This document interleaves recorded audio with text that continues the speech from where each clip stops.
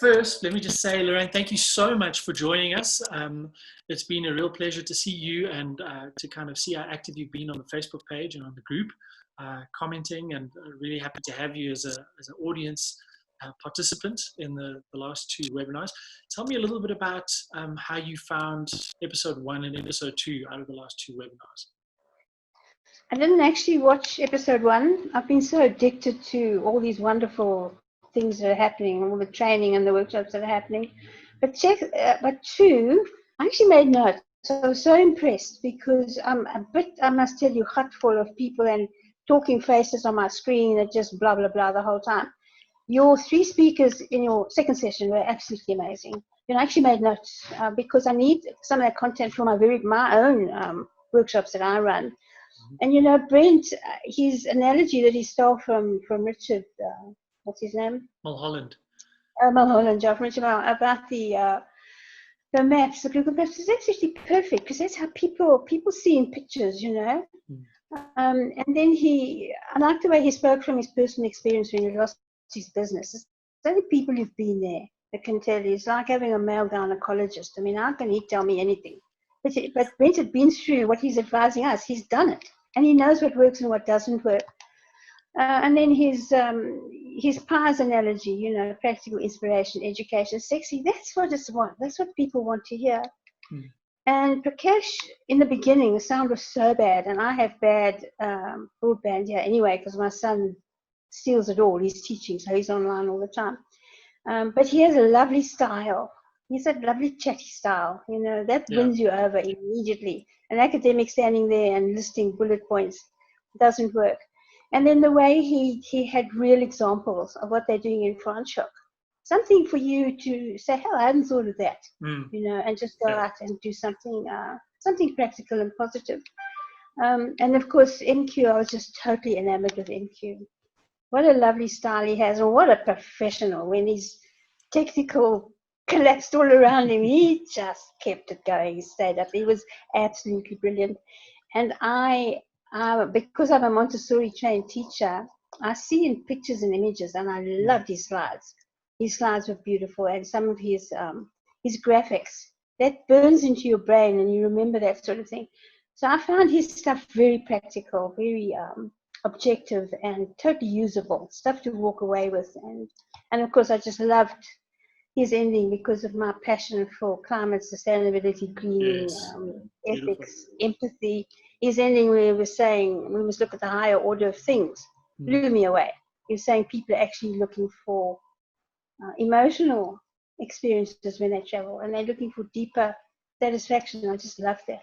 So well done. It was a very, very good session. A little bit long, but because it was good, I stayed. I stayed for duration. I love your set. You've got a very expensive set. Where is it? Well, we tried that out for the first time. It's actually with some guys that have been very good at building stands and doing a lot of production. So they've done lots of big productions, Miss South Africa's and that kind of thing. And interesting story for them. They've had to kind of pivot their business as well. So they're in the unenviable position where they also have lots of gear, lots of equipment that's now, kind of like gathering dust. And we went to them and said, look, we're trying to do these webinars and we're trying to make them look better and not just talking heads in a Zoom kind of environment, much like we're doing now, but how do we make it a little more interesting and engaging? So they partnered with us. And so we're trying to put together something that's going to be accessible for them to be able to sell and for us to be able to demonstrate. So that's where multimedia fits into the picture. I actually asked you if that big screen was vinyl or fabric. It's green screen, but it's a LED, so you can literally it's ceiling to wall LED. Yes, so really cool. Because I've got a fabric drape that I've slipped that thing around. It's a scene of a forest, a high-res scene of a forest that I use on all my stands, and I put in a suitcase. But I've got on my Green Stuff website. It's an online directory. I've got 2. The hotel stuff one is everything from my days in the hotel industry, doing all their contracts. Or both of them are free, like Yellow Pages. But the Green Stuff one, greenstuff.co.za, has got a section for conferences and events. So tell these boys to get on there, because anything that's eco-friendly for the conference industry, or for us now having to work from Zoom, with Zoom from home, tell them to list with us. We've got a Okay. huge following. I've got 25,000 opted-in followers looking for more sustainable solutions to almost anything you think of. And there is a section for events, so we'd love to have them there. But I understand that you're also quite the speaker yourself. You're involved with the Speakers Association and all those good things. I know that you've also had, kind of like Zoom fatigue. What are some of the things that you've been doing and kind of learning during this lockdown stage? I'm a speaker by accident, completely by accident. I worked in the corporate environment, actually teach about profession. I think a lot of speakers we didn't even realize, I think we're actually introverts. And I can stand in front of an audience of 1,000 people, totally comfortable, and speak to them. And if you're passionate about your mission, of course, it's like a calling. It's really easy. So staying at home, I've loved it. I've loved it because there are all these things to learn. I've done 2 courses. I needed to really get to understand. I must get out of the sunshine. I'm on my bed in the sunshine. On how to use Zoom effectively, and also how to make money. Oh my God, how to make money through social media, because we can't stand in front of an audience anymore and get paid for that. Got to find other ways. So it's kept me really busy and productively busy. It's actually been quite a lot of fun, I must say.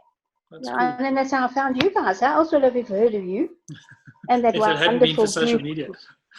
I think that's really the kind of positivity and practical application that we're trying to share with the tourism and hospitality industry, is that now's the time to be able to really use social media to your advantage and to figure out what strategy you need to apply, come up with a content plan, all those good things. But I'm also curious to hear a little more from you with regards to what are the things that lockdown has kind of taught you that's got nothing to do with tourism or making money.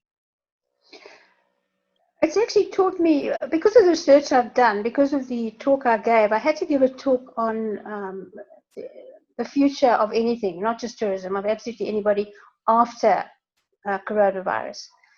And what I did is I did it in 3 phases. It's actually been put online recently, is where we came from with climate change, specifically sustainability and greening and ethics and all that, and where we're stuck now, and this incredible, unique opportunity we've got going forward. And I called it a paradigm shift. And there's so many positives that have come out. People have sat at home and started thinking. They've started thinking there might be a better way to do this. There might be a better choice I can make here. And there's been a sense of community, almost like post-war. Banging the pots and pans is a sort of community togetherness that we must preserve, that they had after the war that just fell away. I think there's huge hope for biodiversity and animals now that they've realized where some of our animals are going and the dangers of doing that sort of thing. And then somebody pointed out, I know you don't want to focus on tourism, but if we just remind the tourists that if they come here, that money can go towards cutting back on poaching. They like that. That's what people are wanting to hear, because they've had time to be quiet and look what's really going on. It's been bad. It's been really bad for extroverts. I feel very sorry for extroverts. I feel sorry. My son's a teacher, so he's on the other side, but I feel really sorry for parents at home with children, homeschooling. Absolutely. They can't wait for their kids to leave the house. But, generally, I think it's been okay.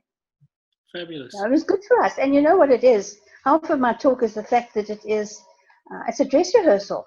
It's a dress rehearsal on steroids for what's happening, exactly the same things happening in climate change, but slowly.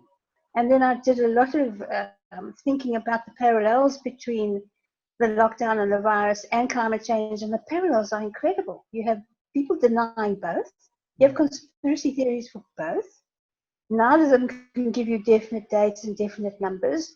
So the lessons are all there. If people will just wake up, and there is a big wake up actually worldwide, where people are seeing what could happen long term if we don't change the way we do. So even the EU has just passed a ruling now that used to be voluntary, that any money spent on recovering the economy, the equivalent must be spent on protecting the environment. So that's big stuff. That's good.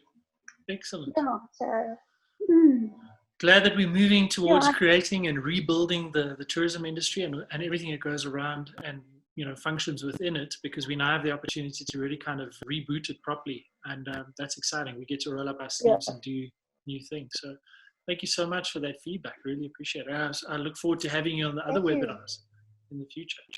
And thank you for what you're doing, because what people like you are doing now, everybody's been out there doing their little thing, and I mean, I just told you, I'm 77. I've just won 19 awards since I was 70. Nobody knows. Wow. I don't tell anybody either. I think sometimes because no one else does what I do. But what people like you're doing is bringing us together. So this is what you must do. Create this group, this community of like-minded people, and let us all do the same thing in the same direction. Yeah, Bill. Fabulous. Thank you Great. for what you're doing. Really, it's lovely. Thank you. Mm.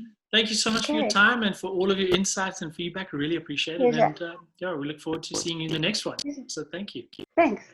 All the best, Laura. Wonderful. Thank you. Right. Ciao. Okay, bye-bye.